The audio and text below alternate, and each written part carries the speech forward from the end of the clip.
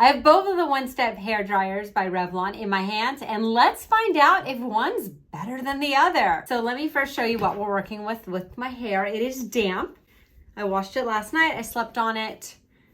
So this is where we're at. Now what I'm gonna do, so we have a fair look at how they dry and any of the differences we might see, is I'm gonna do 1/2 and 1/2. So let's go. Let's start with my original one.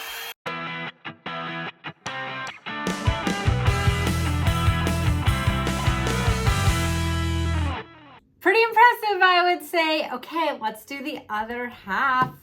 We have the flat one. Let's go.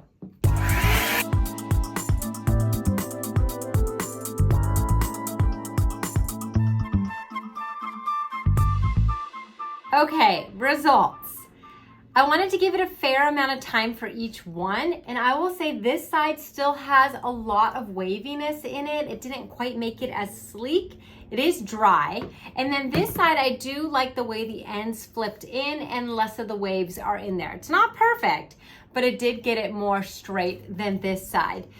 Both of them dried my hair great. And one advantage of this one is it doesn't get as hot. So with this one, my hand actually gets a little bit red, almost like hot. I'm used to it now. I could wear a glove with it for safety, but it does make your hair really hot, and this gets hot itself. This never got hot. In fact, because I'm holding it by the handle, I never felt like it was too hot, and it is lighter weight. So this one's a little bit heavier, this one's a little lighter weight. They're both great dryer brushes. It really depends on what look you're going after, but for hair like mine, I'm gonna say this one's the winner.